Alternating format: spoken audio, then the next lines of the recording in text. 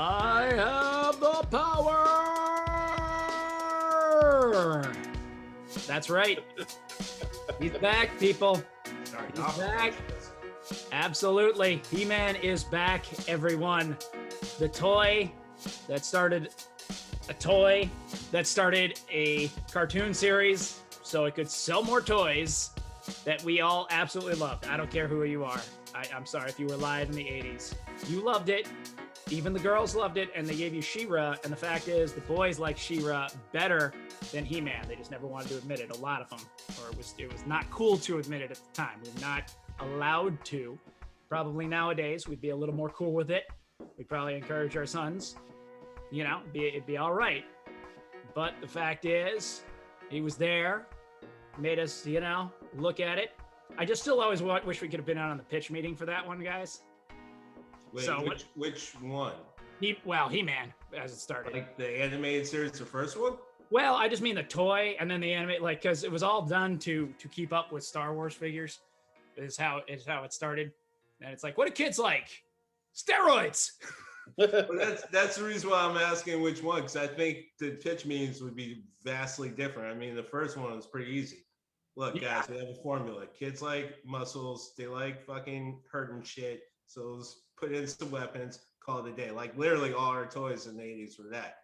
The pitch meeting for the animated series, the original one, that's the one I want to sit in. Well, definitely. They had to sort of backload in the story. But anyway, it is the Steam Gentleman coming at you live from the Steam tunnels as our very nostalgia is being, once again brought back to us. Check it out, Netflix. They got a new He-Man for you, so you can enjoy that. And just as a update and callback to our last episode, apparently, one of my best friends, the guy who was a best man at my wedding, we've mentioned him. He's a big fan of the pod here and friend of the pod. His father actually coined the term the overview effect. His father's name is Frank White, and that's the name of his book. And he coined that term for what occurs to astronauts when they had traveled out of our atmosphere and seen, this beautiful blue floating ball sitting out in the middle of space, and just the kind of, and no borders and everything that kind of happens. This idea that it happens. Sorry, I just have to interject just on the pop culture necessity alone. Frank White also mythical rap gangster name. Oh yeah, fair enough. Because of King of New York. Can't lie on that. It's the funniest thing you've ever said to me, only because the Frank White I know that I grew up with his son, it could not be further from not Christopher Walken or mythical level gangster rap in the 90s. But an author who did coin an important term, as I said. Like you left a lot on the table. I did, but it's truly funny. I hope Josh gets to hear this. That's the name of his son, who was also, we were the two Joshes growing up. But, Jeff Bezos apparently did get up into space and look down upon all of God's glory, and his takeaway, his overview effect moment was, I got to make this like WALL-E. Is apparently what he walked away from, is now we got to make it so that we can work in space, and that when the Earth gets too shitty, we can send people on Starliners and all of that. Because that was literally, when you hear the speech, he's like, let's put factories in space so people can work in space. I'm like, oh, thanks, Jeff.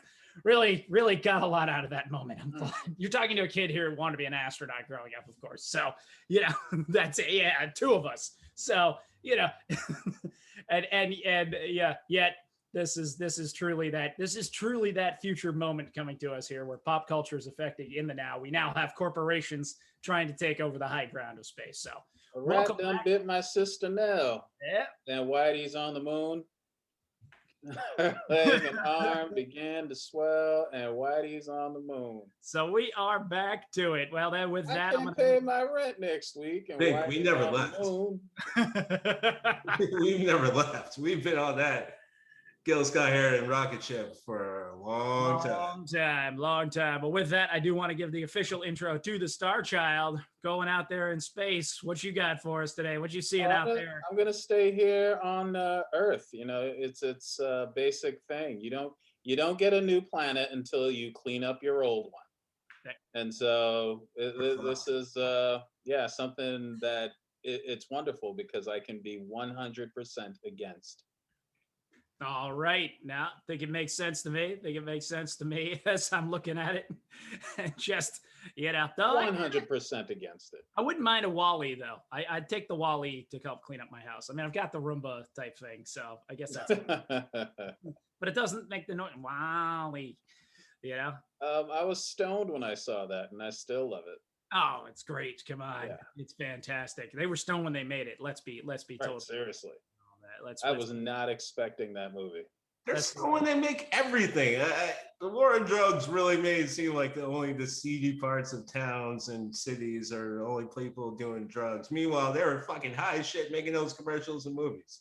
Well, with that, and I'll throw you under the bus. Speaking of weed, how we doing there at 3 of Clubs? How's it going today? No under the bus for me, man. Thanks to dispensary. I'm pretty sure I'm on someone's fucking list. Yeah.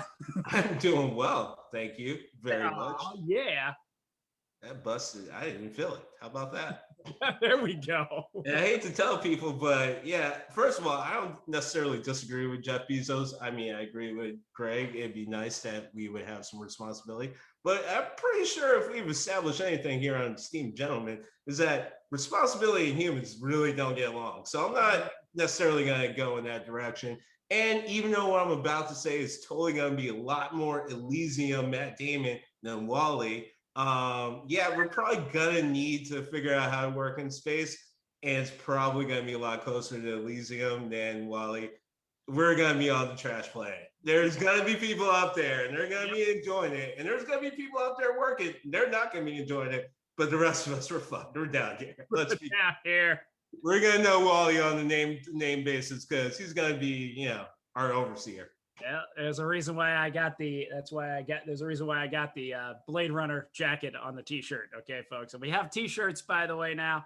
So I'm going to I got to put a link in the episode description. Go on in, check them out. They are fantastic. I'm wearing mine right now. Nice tri-weave. Sprung it for the extra. So gotta love it. But yes, I'm with you, Rashawn, Elysium, Blade Runner. Yeah. Those are that look of where I feel like Blade Runner is sadly a little bit more optimistic. Like if we're lucky, that's like the next 200 years, maybe. Because Blade Runner had like mega cities, but not Judge Dredd mega cities. So it was kind of like, I mean, think about it. They had literally a division go hunt people who are going to die in 3 years. I mean, they had time. Time. That could be an episode too, because you had Alita Battle Angel. Kind of the same principle also. I mean, bottom line, only the rich people will be able to escape. Yeah. That's it. Everybody else, you're going to be, if there is an escape. Personally, if you're going to live in some, fucked up dome on Mars, I'm actually not jealous. Not even a little bit jealous. Not even. No, I think I agree with Attenborough. Why the fuck do I want to go there? Everything that's made for me here is where I belong. So I'd rather stay here. Enjoy your dome on Mars. Life under the dome. But go the fuck away. Let me segue from that, though, of the idea of the robber barons and those who are being robbed. Let's take it back to pop culture. And what we're here to talk about this week in the idea of we was robbed. We cut you off about the story about Frank White. I cut you off. Greg didn't. Greg was just being nice and listening. I'm the asshole, so I cut you off. Oh no, I just was trying to get into the broader concept of robbery. Oh, the Wally Jeff Bezos thing. Wally, Jeff Bezos, all that good stuff. So all right. Well, at this moment, I would like to do an unofficial commercial for the Jerry Garcia stuff. Oh, all right. There we go. Hey, dispensaries, if you want to help out the Steam Gentlemen, we are here for you. We will test your product. We will speak well of your product. Unofficially, your dispensary's favorite podcast. Unofficially. There we go. Unofficially, officially. By the way, hit us up. We're to help you out. But we were talking, as Esteemed Gentlemen do, and flipping our coins and deciding, how next to advance our little agenda and how we can bring the world and unite it together as one under the one world order. So many secrets ruling through pop culture. And that idea of those moments in pop culture where We thought we were going to get something. We wanted something. We should have seen something. We should have had something delivered to us, be it in film, in media, television, comic books, possibly music, because I don't know what the guys are going to say. We do try and keep it. We try to keep it exciting and spontaneous here down in the steam tunnels, because our lives are pretty well droll and scripted when we're up above. So they think. So they think they can rule us. We're down here in the secret tunnels. But we wanted to discuss those moments that we were expecting, where we were really excited to see, but just did not live up to that expectation. Something that should have been out there, something that really should have been one of those culminating moments that we were talking about for years. And it ended up we were talking about for years, but for all the wrong reasons. And that is what brought us here today. So I wanted to turn, I realized that the Three of Clubs had not been on the top of the lineup for a while. So I put him hitting lead off here today. So he's getting in there. He's in the batter's box. He's doing his little no-ma. He's got the gloves going back and forth. If you're not a Boston fan, no-ma, kid. If you're not a Boston fan, we get it. But Three of Clubs, get on in that batter's box and tell us what you got on your mind today. Fucking no-ma. What's hilarious is Fink made it sound like we're a cross between the Goonies and Nightbreed. Like we're just hanging out underground, just waiting to pop up. I had a totally different thought about how to approach this subject and how to start it. I was going to start with sequels that we thankfully didn't get because no one was asking for that shit, or sequels that hilariously had the chutzpah, if I may borrow a term from my childhood brother and sister, we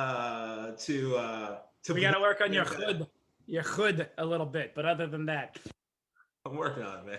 I'm only 42, I think, 41. Anyway, point being is, I'll get it. Hey, but and sequels who frankly had no business believing they were going to get a follow-up or a sequel. I mean, movies that had no business thinking they were going to get a sequel, but hilariously had it at the end of the movie, like, oh no, the problem's not solved. It's like, yeah, it is. That's it for us.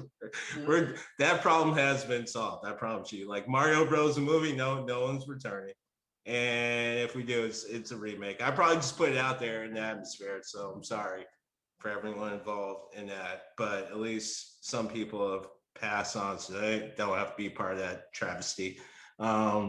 Or Divergent, which the series, I understand it didn't get a third one. And I know what I'm about to say is kind of fucked up because I never actually watched the Divergent movies, but is that kind of the point, right? Like, I don't have no fucking desire to watch this knockoff of a knockoff of a knockoff of some YA drama shit. So the fact that you even guys got two is example enough that our system is broken.